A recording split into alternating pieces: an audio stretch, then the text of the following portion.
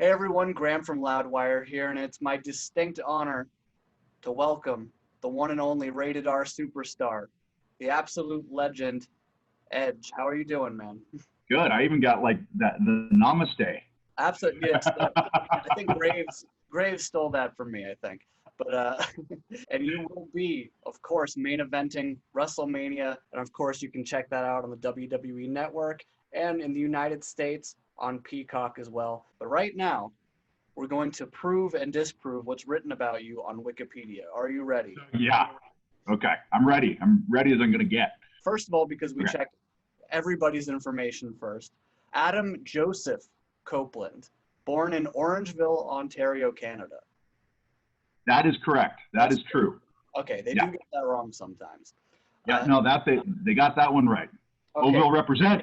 It says on Wikipedia that you attended Humber College, where you graduated with a degree in radio broadcasting. Television and radio. Okay. Yeah, in Etobicoke, Ontario, which is it's a suburb of Toronto, and so that is true. Yeah. Excellent. So when you were going to college there, obviously I assume wrestling is in the back of your mind constantly. But if you were to have a career in radio or television, what do you think you would have gone into? Well, full disclosure, wrestling was in the very front of my brain. I took that so that I could get better on a microphone. At that time, Austin 316, he had just cut that promo, and I realized it was going to be a very, very pivotal part of your entire package. That's why I went to school for television and radio, was for wrestling, because I thought it would kind of bolster what I felt like I was lacking, which was confidence in front of a microphone and like, what do I do with my hands? I was Ricky Bobby, I needed that to kind of break out of my shell, to get my timing, inflection, so you don't sound like a robot. That all came from that, and like doing overnight DJ on the campus radio station with my buddy Mike Pongratz, and just literally we would get together and go, okay, Weezer Blue album, and just play the whole thing. Wow. And then talk to each other about the songs, and that was basically my college career. For sure. So when you're in that radio station booth and you got that microphone in front of your face, are you picturing yourself in the middle of a ring, holding the stick with a crowd all around you at any time? I'm big on visualization. So there were moments where, I thought, okay, if I can visualize this, maybe I can manifest it, but I'm getting reps here is basically what I was trying to use it for, is they just get reps, because with reps you're going to get better. So it says on Wikipedia that you wrestled under the name for a short period of time, Damon Stryker. Wrong. That's not Wrong. true. It was Damian Stryker. Damian. And WCW got the caption underneath wrong. So it was never supposed to be Damon. It was supposed to be Damian Stryker. And anytime I see Damon Stryker, it pisses me off, because I'm like, really? No, Damian, damn it. Okay. But falsehood. And for 2 matches. When you debuted in WWE, it says that it was preceded by weeks of vignettes for your character, which included you aimlessly walking around darkened city streets and assaulting innocent pedestrians. Yeah, that's well, I mean, they were plants, obviously. So yes, I didn't just attack people. Nothing was fleshed out character-wise, which was a good thing and also a hard thing, because you're not pigeonholed. But then I didn't know what Edge was. Like, what is Edge? And nobody had an idea. That's freeing in a way, because you go, okay, well, I got wide open boundaries here. Like, I can take it anywhere. But at the same time, it would have been nice at that point to have a little bit of direction to go, okay, right, this is the direction. At least I can focus and bite into that, and then start creating from there. But it was just like the Autobahn, just like wide open. It says on Wikipedia, at that point, you were uncomfortable with the gimmick, saying that you lacked the confidence at the time to be a single star, and welcomed your inclusion into the Brood, of course, with Gangrel and Christian. No, I didn't lack confidence in being a singles guy. It was, there was no direction to the character. So with the Brood, I went, oh, here we go. Now there's a character, and now there's something that I can, take this thing and go, okay, now we can turn it into something. So then it was, okay, we're doing this Brood thing, right? We're the Lost Boys. and we'll throw in the blood bath from Blade. And I was reading vampire encyclopedias and trying to like dip into the lore and really like, that's what I needed.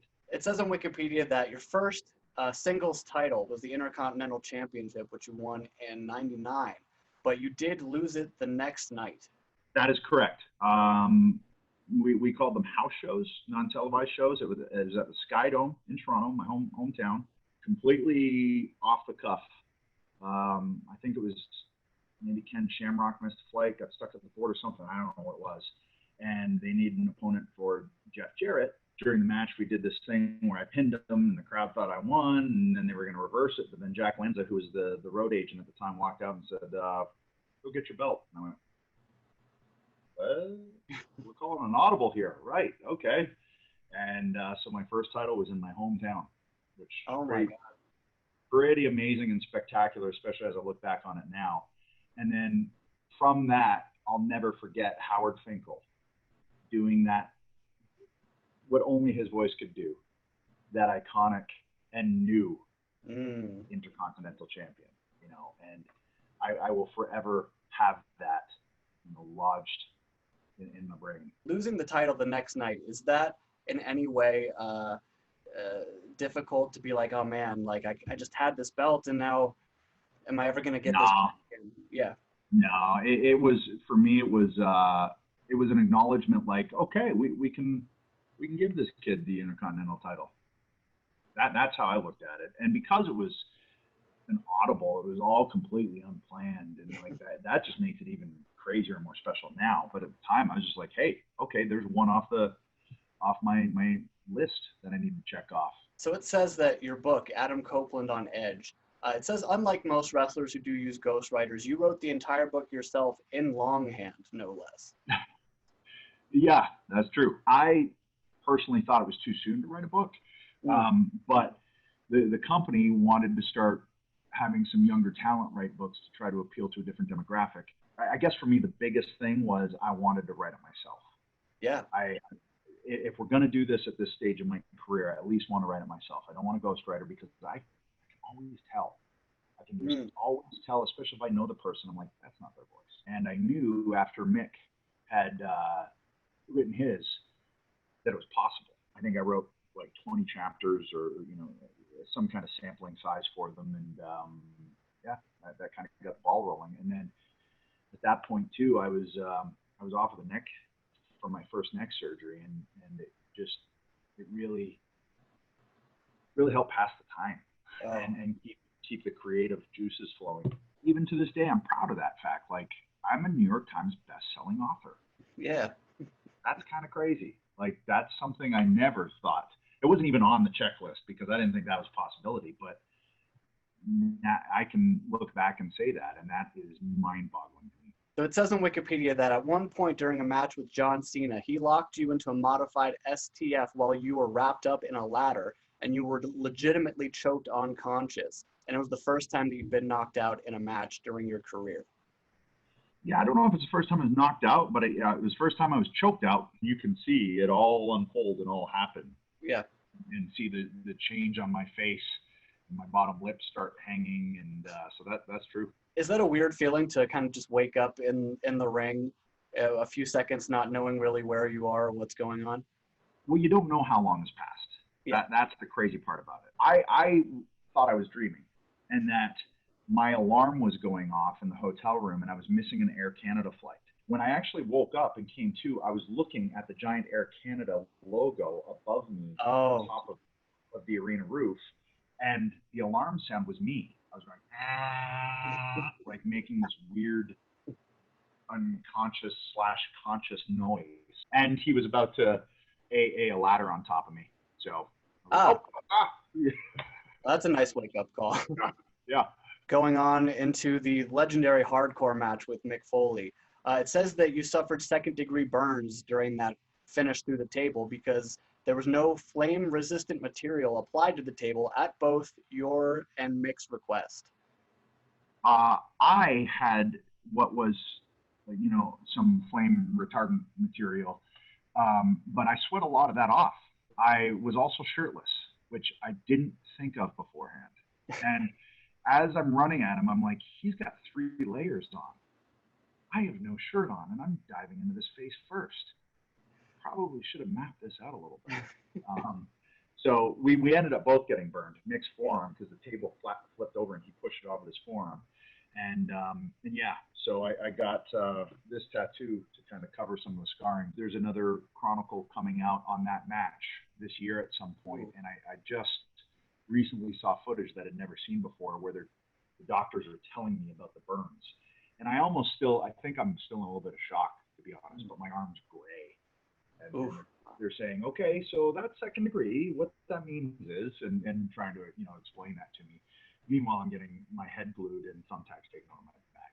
But a legendary match no matter what. I mean, that was the goal. Of course, I remember you walking back up the ramp with that shocked look in your eyes. And of course, that look was sort of a staple of your character at the time, when Mick Foley is getting that killer of a performer out of you, that violent, like psychopathic edge character. That look on your face, that's real. That shock you're saying, that's just real shock, you going up the ramp.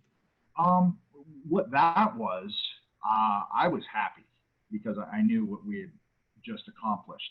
What I couldn't figure out was why everything was yellow. And because I've never had that much blood in my eye. So I was trying to figure out what was happening. I didn't realize until I watched it back that this eye was completely just red, and how freaky it was.